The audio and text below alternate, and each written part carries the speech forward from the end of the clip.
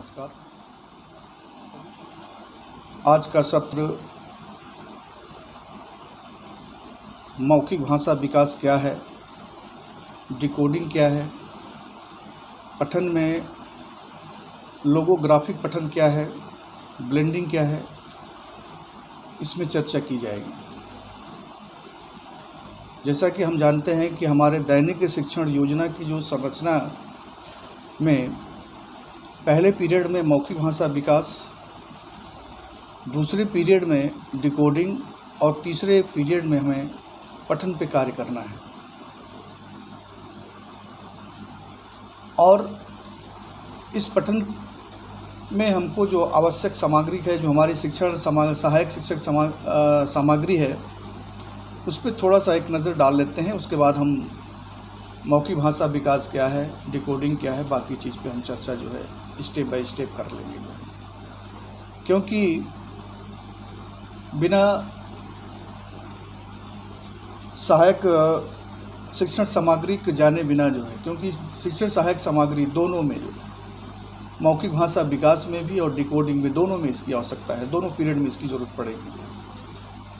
तो हम दोनों पीरियड में जो सहायक शिक्षक सामग्री इस्तेमाल करेंगे, प्रयोग करेंगे जो है, उससे आइए हम आपको परिचित करा देते हैं। पहला चीज़ तो हम पाठ्य पुस्तक कक्षा 1 के लिए, कक्षा 2 के लिए, कक्षा 3 के लिए भाषा के लिए इस्तेमाल। उसका टाइटल थोड़ा बदल गया है, पहले से अब अलग हो गया है। कक्षा 1 के लिए कलरव है, जबकि कक्षा 2 के लिए किसलय है और कक्षा 3 के लिए जो है पंखुड़ी है। और दूसरी सहायक सामग्री के रूप में हम इस्तेमाल करेंगे कहानी पोस्टर, जो 5 आपको मिलेंगे, कविता पोस्टर जो 5 आपको मिलेंगे, चित्र चार्ट 10 आपको मिलेंगे और चित्र कहानी पोस्टर 5 आपके पास उपलब्ध होंगे या हो जाएंगे जो। इसके बाद बिग बुक है, सहज है, कार्य पुस्तिका है। कार्य पुस्तिका स्पेशली पीरियड 2 के लिए अलॉटेड है। और आधारशिला क्रियान्वयन संदर्शिका, एक संदर्शिका हमको 2020-21 में मिली थी और एक संदर्शिका जो बहुत जल्द ही सभी लोगों को उपलब्ध करा दी जाएगी 2022-23 की जो है आधारशिला संदर्शिका, जो इसी पे हमको कार्य करना है। इन सब हमारे मौखिक भाषा विकास, डिकोडिंग और पठन में जो है, जिसमें स्पेशली फर्स्ट पीरियड और सेकंड पीरियड में इसकी बहुत ज़्यादा ज़रूरत पड़ेगी जो है। और आगे हम आपको मौखिक भाषा विकास पर चर्चा करना चाहेंगे, या मौखिक भाषा विकास क्या है।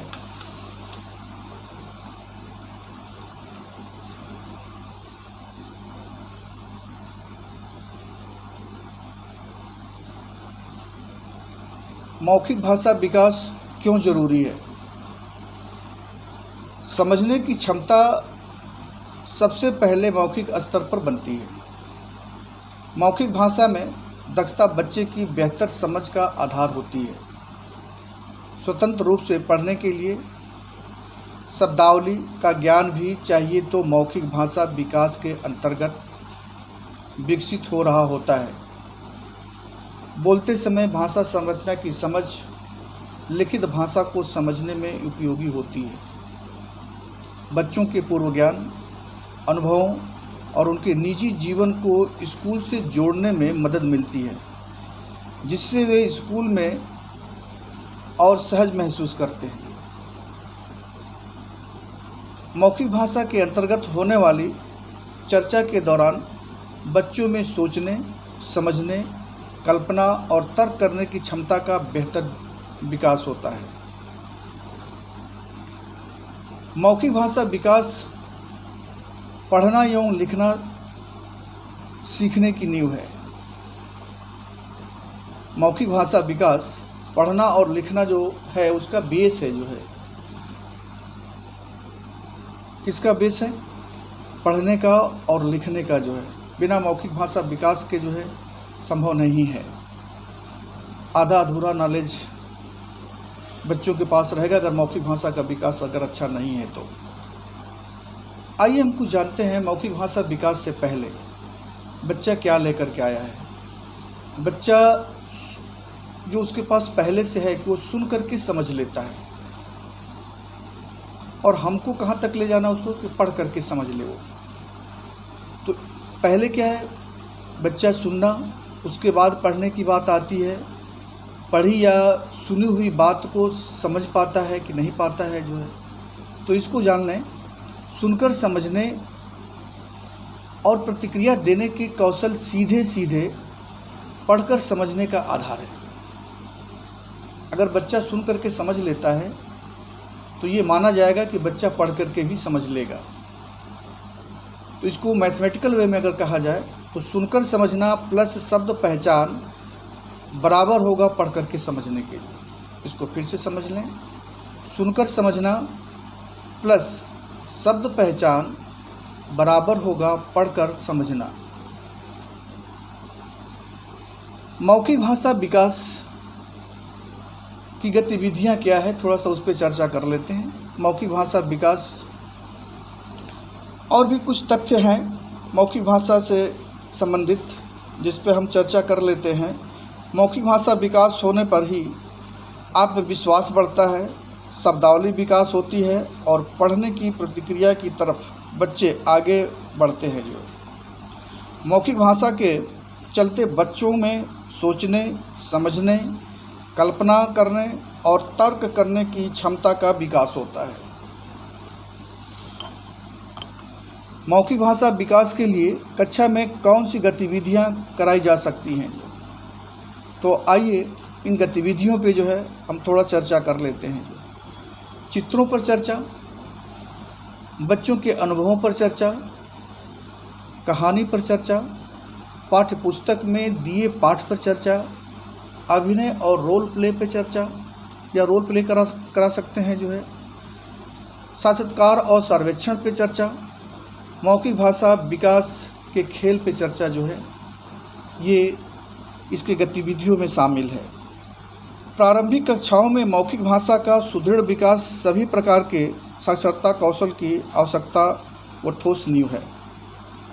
तो मौखिक भाषा विकास केवल बोलने और सुनने तक सीमित नहीं है, इसमें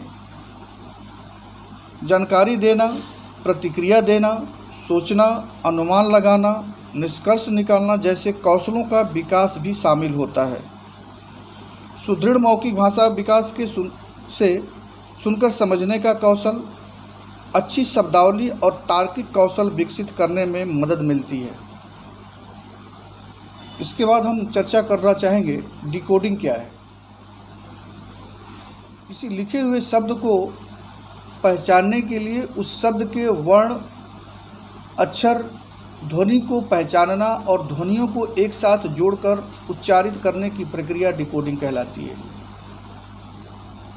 फिर से इसको समझ लें, किसी लिखे हुए शब्द को पहचानने के लिए उस शब्द के वर्ण, अक्षर, ध्वनि को पहचानना और ध्वनियों को एक साथ जोड़कर उच्चारित करने की प्रक्रिया डिकोडिंग कहलाती है। डिकोडिंग में बच्चे के साथ सिर्फ जो उसको उच्चारित करता है, समझ जो है पूरी विकसित नहीं होती है, सिर्फ शब्द को उच्चारित करता है या दिए गए वाक्य को उच्चारित करता है।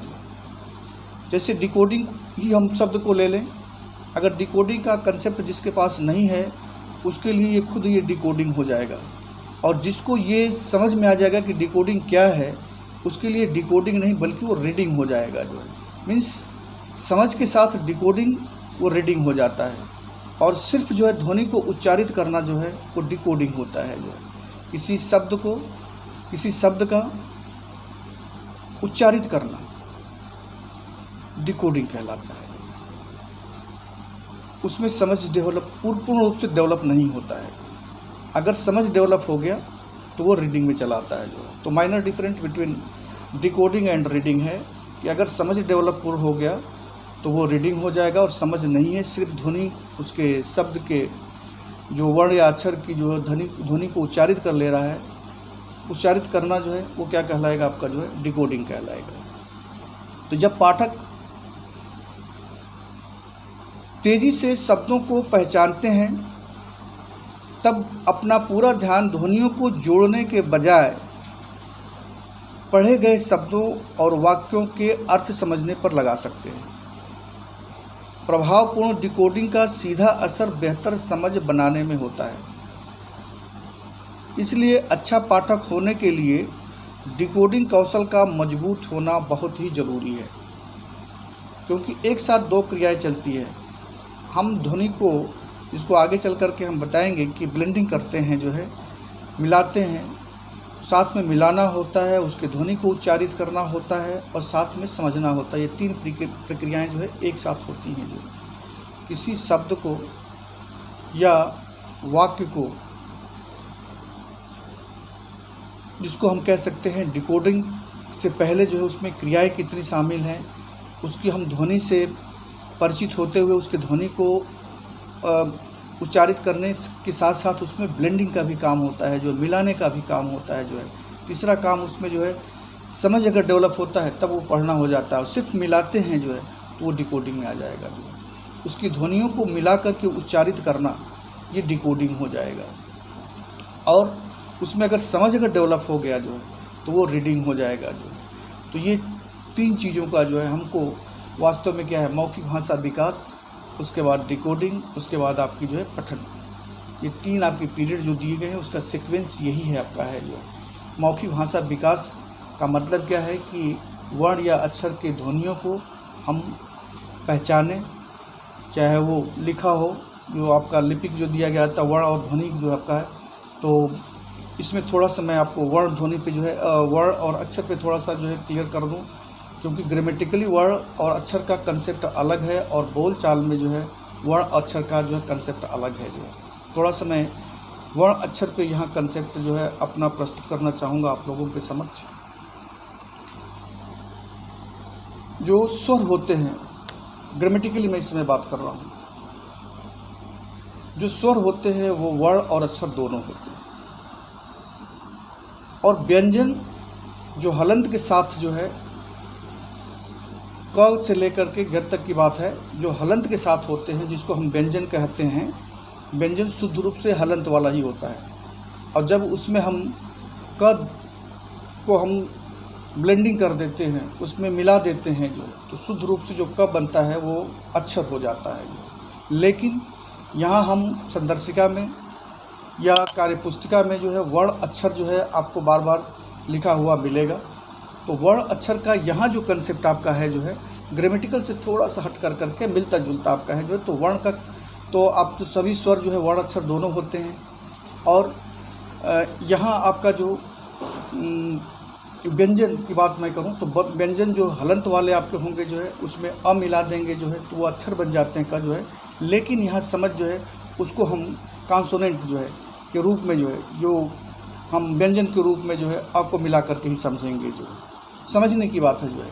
और यहाँ जो अक्षर शब्द जो है व्यंजन वाले के साथ जो है मात्रा के साथ अगर आप उसका इस्तेमाल करेंगे तो वो आपका हो जाएगा जो है अक्षर के रूप में, यहाँ समझने के लिए कहा गया। तो वर्ण अक्षर जो दो शब्द का इस्तेमाल किया गया है आपका, कि अगर वर्ण मात्रा के साथ होगा तो अक्षर के रूप में यहाँ प्रयोग उसको करेंगे जो। तो जहाँ अक्षर शब्द का इस्तेमाल कर रहा है इसका मतलब कि उसमें मात्रा भी शामिल है, जो सभी मात्राएं उसमें से शामिल हो जाएंगी जो, तो वो अक्षर के रूप में यहाँ है।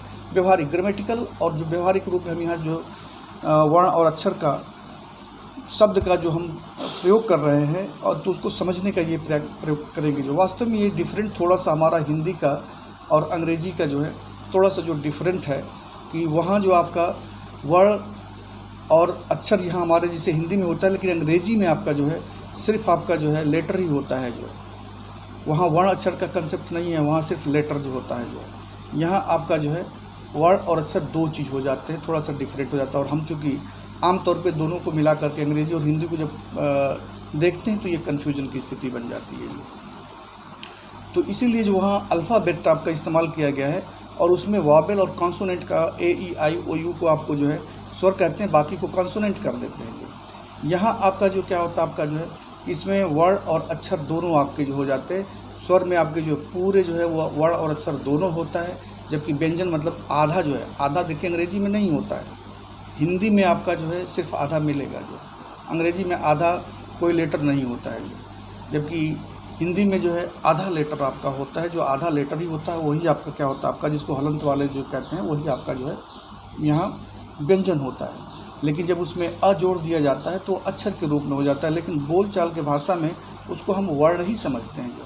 तो इसीलिए जो वर्णमाला जो आपको किया गया है, तो अ आ से लेकर के मतलब स्वर से लेकर के क से लेकर के फिर ज्ञ तक जो है एक वर्णमाला के रूप में पिरो दिया गया है। ये लिपि हमारी बन गई जो है देवनागरी लिपि जो है।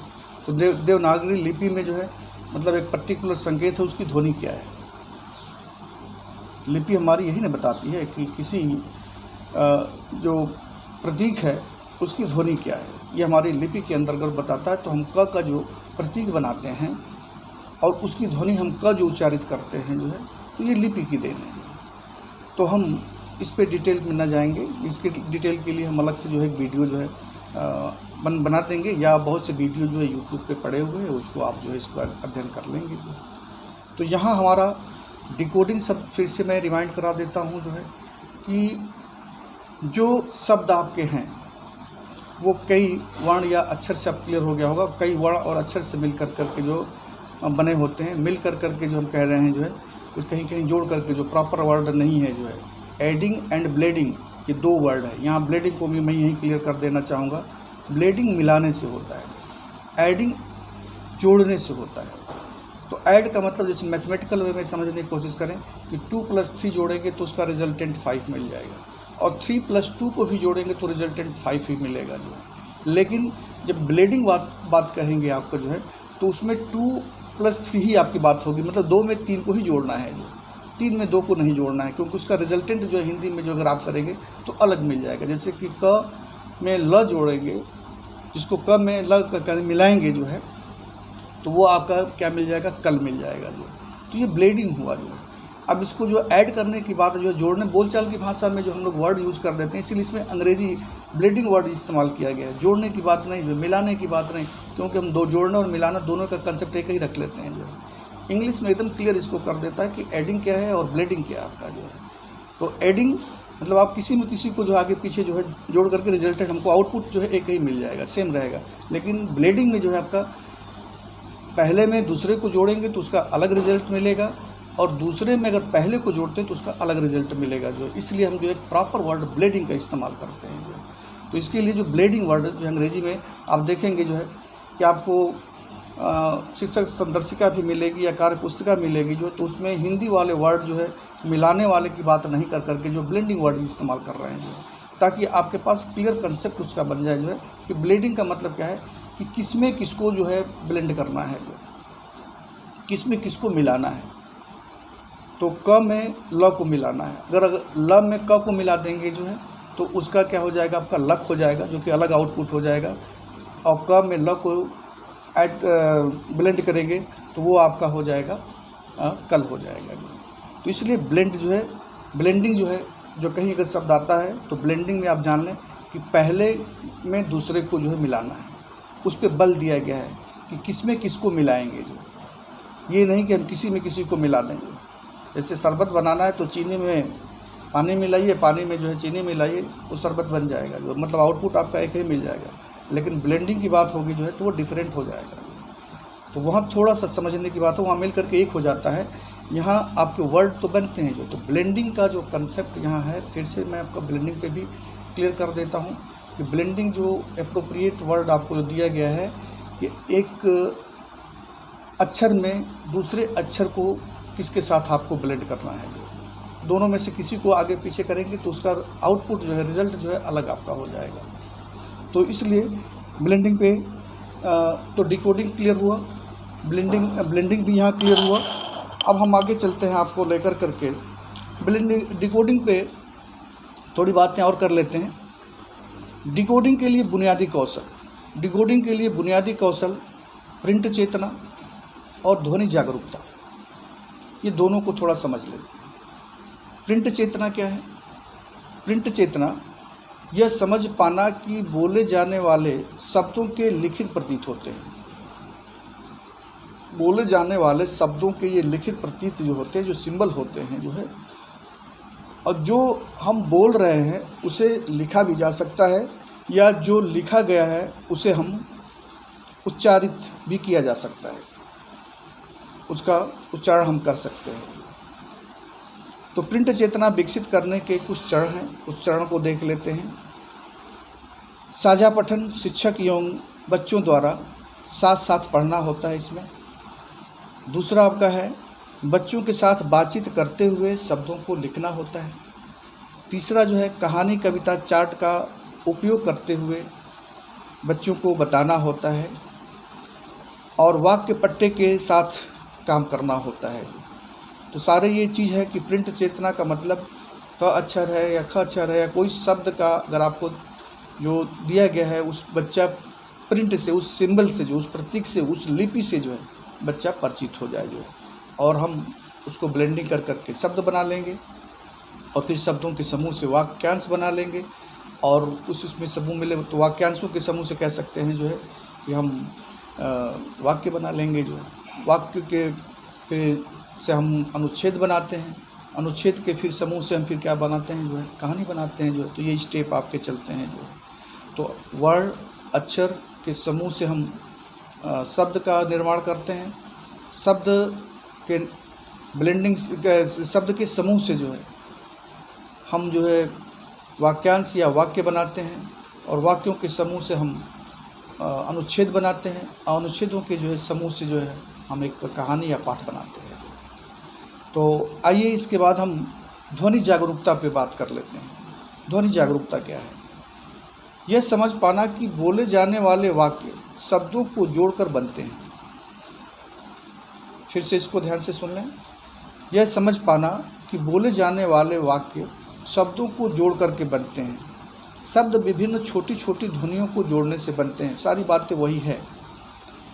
इन ध्वनियों को अलग अलग पहचान पाना, ध्वनियों को जोड़ तोड़ पाना ही ध्वनि जागरूकता है। ध्वनियों को जोड़ तोड़ कर पाना ही ध्वनि जागरूकता है। तो प्रिंट चेतना और ध्वनि जागरूकता हम उम्मीद करते हैं यहाँ समझ में आ गया होगा। ध्वनि जागरूकता विकसित करने के चरण कुछ जो स्टेप हैं। तो मिलती जुलती ध्वनियों वाले शब्दों का अभ्यास, जिसको तुकांत शब्द का इस्तेमाल प्रयोग कर करके बच्चों को जो है ध्वनि जागरूकता हम कर सकते हैं। वाक्यों में शब्दों को गिनना, पहचान पाना, शब्दों को शब्दांशों में जोड़ना, शब्द की प्रथम, मध्य और अंतिम ध्वनियों को पहचानना, शब्द की प्रथम ध्वनि में अदला बदली करके नए शब्द बनाना आदि। तो ये है ध्वनि जागरूकता के विकसित करने के चरण। और यहाँ प्रिंट चेतना और ध्वनि जागरूकता हम उम्मीद करते हैं आपको समझ में आ गया होगा। नहीं समझ में आएगा वीडियो को एक बार और देख लेंगे जो है समझ में आ जाएगा। व्यवस्थित डिकोडिंग की चरण। व्यवस्थित डिकोडिंग का क्रम ध्वनि और वर्ण का सहसंबंध, यानी ध्वनि जागरूकता, वर्ण पहचान, अक्षर मात्रा पहचान, अक्षर जोड़ कर शब्द बनाना, जिसको ब्लेंडिंग की बात कर रहा था। तो एक साथ मिलाना जो ब्लेंडिंग कहलाता है आपका जो है। इसको अगर आप देखेंगे, इस पे आपको आगे मैं बताऊंगा कि किस चीज़ पे जो है आपकी संदर्शिका के जो है कक्षा 2 के स्पेशली लिया गया है। कक्षा 2 के किस पेज पे जो है किस चीज़ को जो है आप इसको जो है देख लेंगे जो है। तो शब्द, वाक्यांश, वाक्य पढ़ने का अभ्यास, सरल पाठ या डिकोडेबल पाठ का अभ्यास।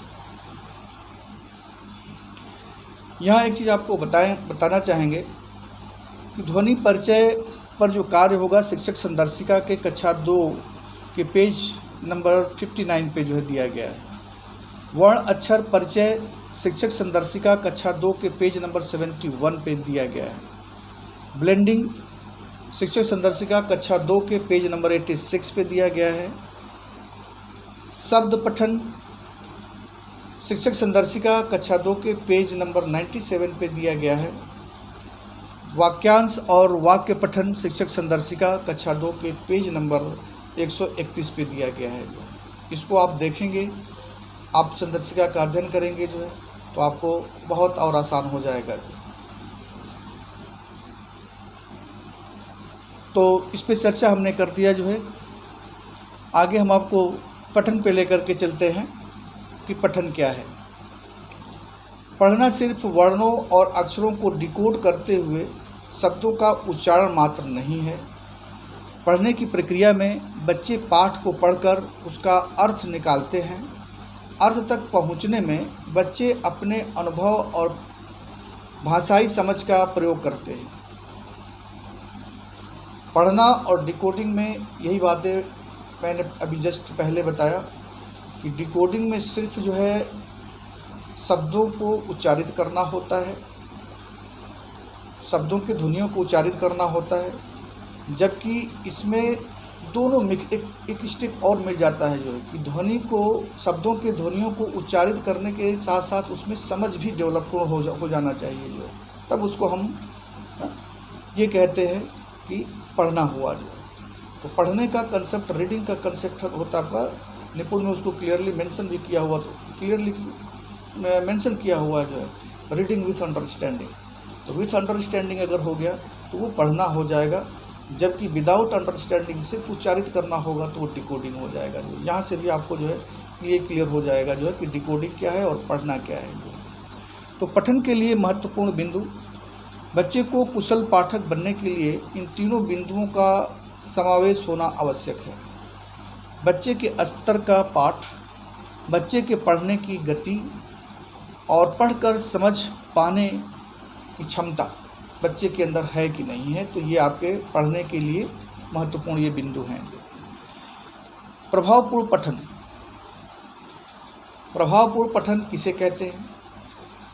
शब्द पहचान में सटीकता, शब्द पहचान में स्वतः स्फूर्तता, भाव के साथ पढ़ना। प्रभावपूर्ण पाठक बनने के लिए निम्न चरणों से होकर के गुजरना होता है। ये चरण को देख लें, कह रहे हैं कि प्रभावपूर्ण पाठक बनने के लिए निम्न चरणों से होकर के गुजरना होता है। क्या है? वर्ण मात्राओं का ज्ञान, जोड़ मिलाकर शब्द बनाना, जिसको ब्लेंडिंग की बात कर रहे हैं जो है, और फिर वाक्य बनाना, पाठ पढ़ना। ये चरण आपको बताए गए हैं। फिर से इसको देख लें, वर्ण भाषाओं का ज्ञान, मिलाकर शब्द बनाना, वर्ण अक्षरों को मिला करके कि शब्द बनाना और शब्दों को मिला करके वाक्य जो है बनाना, और उसको समझ के साथ उच्चारित करना, पाठ का पढ़ना होता है। पठन विकास के चरण, पठन विकास में निम्नलिखित चरण शामिल हैं। शिक्षक द्वारा पढ़कर के सुनाना, जिसको हम आदर्श पठन कहते हैं। शिक्षक के साथ साथ पढ़ना, जिसको हम साझा पठन कहते हैं। शिक्षक के मार्गदर्शन में पठन, जिसको हम मार्गदर्शन पठन कहते हैं। और चौथा है स्वतंत्र पठन। तो इसमें हमें अध्यापक को जो है पहले आदर्श पठन, उसके बाद साझा पठन, और तीसरे स्टेप में मार्गदर्शन में पठन, और उसके बाद बच्चे को छोड़ देना है। इसमें आपको ध्यान से देखें, पहला स्टेप किसका है? अध्यापक का है। आदर्श पठन में पहले जो है अध्यापक जो है शुद्ध उच्चारण के साथ जो है किसी दिए गए पाठ को या किसी दिए गए अनुच्छेद को वो पढ़ेगा, भाव के साथ पढ़ेगा। और दूसरा बच्चों के साथ, दूसरा स्टेप जो होगा कि अध्यापक और छात्र जो मिल कर के जो है साझा कर के जो है पठन का काम करेंगे जो है। और तीसरे में जो है बच्चा पढ़ेगा। पहले में आप अध्यापक अकेले पढ़ा था, दूसरे स्टेप में आपका क्या था कि अध्यापक और बच्चा जो है दोनों मिल कर के पढ़ रहे हैं, और तीसरे स्टेप में बच्चा पढ़ रहा है, लेकिन उस समय पूरा सुपरविज़न जो है, पूरा जो है ध्यान रहेगा अध्यापक का बच्चे के ऊपर कि बच्चा जो पढ़ रहा है जो है सही पढ़ रहा है या नहीं पढ़ रहा है। जहाँ अगर गलत पढ़ रहा है जो है बच्चे को वहाँ टीचर हेल्प करना है। और तीसरा जो है स्वतंत्र पठन, जब बच्चे के अंदर कॉन्फिडेंस लेवल पढ़ने में आ जाएगा जो, तो बच्चा जो है आप स्वतंत्र होकर के पढ़ेगा, और आप उस समय महसूस करेंगे कि नहीं अब बच्चे को पढ़ना आ गया जो है, अब ये पढ़ लेगा जो है। तो ये आपके अंदर कॉन्फिडेंस और बच्चे के अंदर दोनों के कॉन्फिडेंस को शो करता है कि बच्चा किसी भी अपने लेवल के जो है अनुच्छेद को जो है अच्छे ढंग से स्वतंत्र रूप से जो है यहाँ तक उसको जो स्वतंत्र रूप से पढ़ने का मतलब कि उसमें सारी क्रियाएं आपकी आ जाएंगी, उच्चारित करने के साथ साथ समझ भी आपका आना चाहिए जो है। और जो आपके दिया गया है पैरामीटर जो है उस पैरामीटर पे जो है फिर आगे बच्चा खड़े उतरता है, फिर उसके बाद उसकी जो है आकलन किया जाएगा। आगे हम लोग उस पर चर्चा करेंगे जो दूसरे वीडियो में जो है। फिलहाल हम ये आपको बता दें, आपको एक नया फिर शब्द आपको मिलेगा जो है पठन में। एक पठन आपका जो है पठन के आपको थोड़ा सा कुछ चीज़ें एडिशनल मैं जोड़ देता हूँ, जिसमें हम लोगोग्राफिक पठन पे हम चर्चा करना चाह रहे हैं स्पेशली। तो लोगोग्राफिक पठन से पहले जो है कुछ पठन और होते हैं। ओरल रीडिंग होते हैं, साइलेंट रीडिंग होते हैं, इंटेंसिव रीडिंग होते हैं। थोड़ा सा इसका हिंदी में मैं बता देता हूँ। ओरल रीडिंग को जो है हम सस्वर पठन कहते हैं, साइलेंट रीडिंग को मौन पठन कहते हैं, इंटेंसिव रीडिंग को गहन पठन कहते हैं, एक्सटेंसिव रीडिंग को हम व्यापक पठन कहते हैं, और शेयर रीडिंग को साझा पठन कहते हैं। और नेक्स्ट जो हमारा जो टॉपिक है लोगोग्राफिक रीडिंग, जिसको हम तार्किक पठन कहते हैं। जो ये आपको बिग बुक में इसका जो है बहुत इसके बिग बुक के हेल्प से जो है हम इसमें देखेंगे जो है लोगोग्राफिक पठन को जो चित्र के माध्यम से जो पढ़ना होता है। तो चित्र लोगोग्राफिक पठन क्या है थोड़ा सा उस पर भी यहाँ चर्चा कर देंगे, क्योंकि बार बार बीच बीच में जो कुछ शब्द ये आपको मिलेंगे जो है तो उसका कंसेप्ट नहीं रहेगा, जो है उसका क्लियर आपको समझ नहीं रहेगी तो फिर आपको समझने में दिक्कत होगी। तो लोगोग्राफिक जो रीडिंग है, पढ़ने की नई समझ के अनुसार यह माना जाता है कि चित्रों को देखकर समझना, किताब के पन्ने पलटते हुए चित्र के आधार पर मन से कहानी बनाना लोगोग्राफिक पठन कहलाता है। फिर से इसको समझ लें। पढ़ने की नई समझ के अनुसार यह माना जाता है कि चित्रों को देखकर समझना, किताब के पन्ने पलटते हुए चित्र के आधार पर मन से कहानी बनाना लोगोग्राफिक पठन कहलाता है। तो ये हमारा लोगोग्राफिक पठन का था।